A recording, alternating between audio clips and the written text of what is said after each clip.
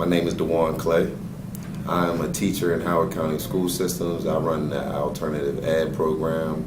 I am not a content teacher, but I do tutorials on anger management, organization, scaffolding of work. I do tutorial in math, and I help out as much as I can as far as the content areas, but I'm not a subject teacher in any content area.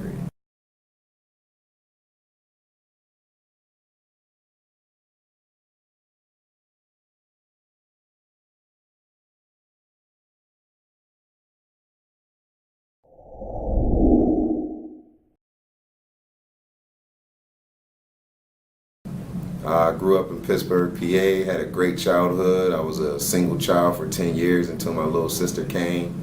I was an athlete. I played Little League baseball, football, and basketball all the way up into my high school years. So I was a three-sport athlete in high school. No, my mom is a phlebotomist. She draws blood for a living, and my dad actually was a businessman. He worked at the stock market in Pittsburgh, PA. I had a wonderful relationship with teachers. I remember Miss Scott. She was like a home ec teacher, but she was like a second mom to me, so I had a real good relationship. My foreign language teacher, I was real good with her. My math teachers are all males, so I had a good relationship with my math teachers. My English teachers were okay. But I had a good relationship. I had no bad reports from my teachers when I was on my report card, so I guess I did okay.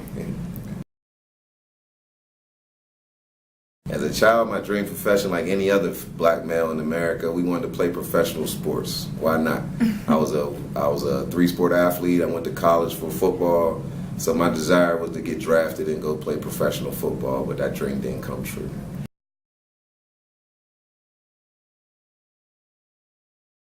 So I originally went to school to become a social worker. So I found my calling at one of my old jobs, a previous job I had way prior before teaching, where I was working in the community, and a lot of kids and a lot of students gravitated towards me. And that gave me the idea that I need to go into the profession of working with kids. So at first I went in I worked as a program coordinator at one of the POW centers in Baltimore City. So I actually got to interact. I ran my own program. It was an after-school program. I had like a system in place where I had my middle school kids help my elementary, and I had my high school kids help my middle school kids as far as academically. And I ran a program where it was just the whole recreation center it was fun to be in. It was a positive, safe environment. I kept all the bad stuff out, so the kids felt safe. Parents came in, we cooked for the kids, we danced, we had parties. So it was fun. So that led me, so when the POW Center jobs ended because of 9/11, 2001, the money ran short to fund a lot of the POW centers in Baltimore City. That's when I got into the school system. I started out as a substitute teacher. So, and I had a math class because that was one of my specialties. I started out teaching Algebra 1 as a substitute teacher in a high school setting. That was my first experience as teaching. And from there, I think I caught a bug. I caught the bug of I wanted to be a teacher from there. That inspired me, working with those kids at that age group.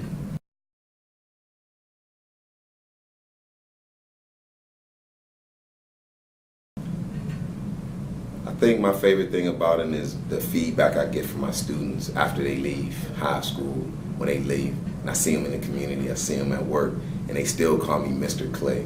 That was like one of the greatest feelings ever, to be called, because it shows that they had the same respect for you as they was when they was kids. Now they adults, and they still call me Mr. So I gotta tell them, like, don't call me Mr. You're on my level now. My name is Clay. Just call me Clay, So I think those are one of the most rewarding feelings, is just to see your kids after you done educated them or you didn't work with them to become successful in the working field, and then when you see them, you say, "Hey, Mr. Clay, how you doing?" They still had that loving energy, and I give it right back to them. I'm like, "Hey, how you doing? What's going on? You need any help?" I even give them my number if they haven't seen me in a while, because I still help out people find jobs or find houses, employment, whatever they need. So I still pride myself in being available to them, even though they're adults. I still pride myself in being available to the students I always worked with. So that was one of the biggest things I get out of teaching.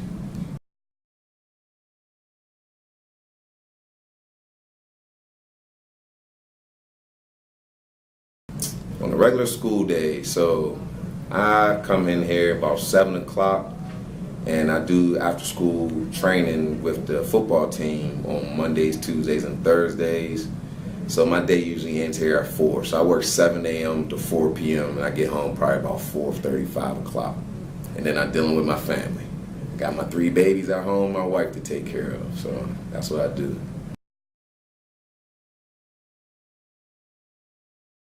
I'm motivated by the people, by the students. See, I think on days that I miss my kids. So that's why I don't never miss days. I hardly miss any days. I'm 100% here. If I take a day off, it's because I'm not feeling well that day. So what brings me in here? The students, the faculty, the staff. I tell my kids all the time, if you can make it in Hammond, you can make it in the world, because every race and culture is in Hammond High School. These students need me. I'm here for them every day. And I give my 100% every day when I come to work.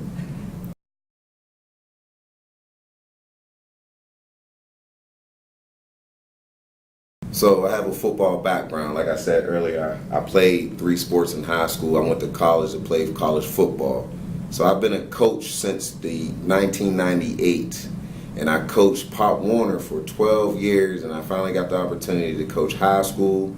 And we went to the state championship game. Although we lost 2 years in a row, that was my bug right there to say, hey, I'm ingrained to coach football for a long time. So coming to Hammond, I had actually took a year off from coaching because I had my final child, which was my son, and I wanted to be home with him. So I took a year off from coaching, and then I ended up getting a job here at Hammond. So they saw on my resume that I was a coach in my previous high schools and Pop Warner coach. So they asked me if I was interested in coaching here. I said, yes, I am. I did take a year off. I said, I got to run this by the wife first. I had to get permission.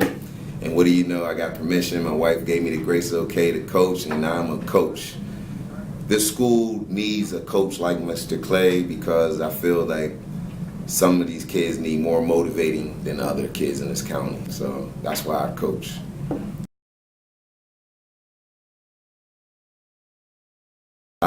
Since I've been here 2 years. This is my 2nd year. I've been coaching for 2 years. I'm also the alternative ed teacher here for 2 years. So it's only 2 years, but I have 15 to 17 years of coaching experience.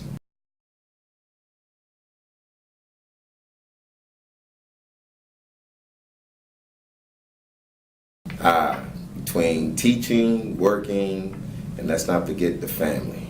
When do I have time for myself? And I am also in school trying to attain my teacher certification in special ed.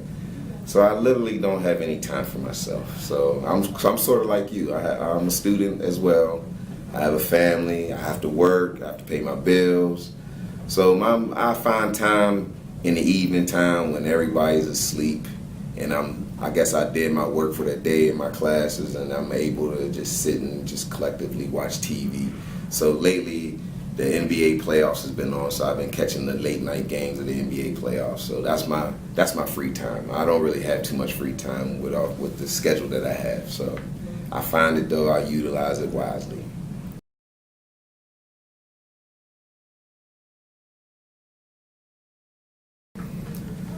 So my students, resiliency. You got students that come from different backgrounds, different socioeconomic statuses, and no matter what status, no matter what background they come from, they're always here. They're resilient. They persevere through the trauma, through the stuff that's going on in their home and in the community, and they show up for school every day, willing to work. Some do, some don't, but hey, they're here. And while they're here, I get a chance to work with them. And that's the most important thing. As long as I can get them into school, I can get them to be productive in some way, sort of fashion. To me, that's a reward for me. So when they come, I have the opportunity to do that.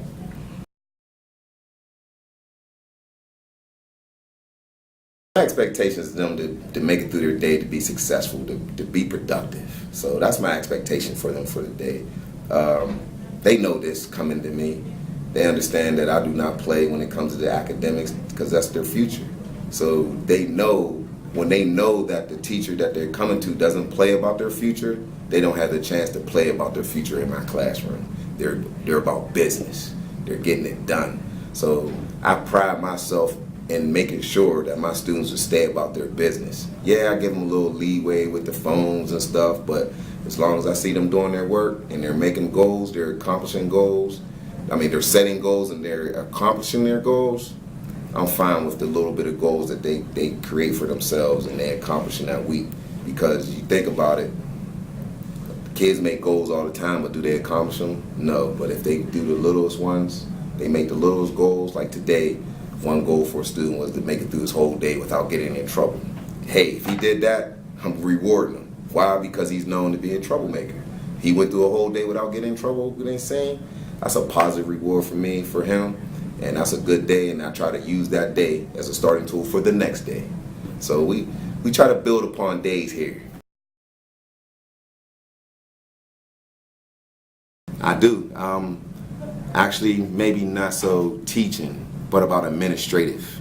That's also teaching the behavior and making sure kids, making sure. So I plan on going the administrative route after I do my at least 3 to 4 years of teaching in alternative education. So you can look for me being a principal real soon.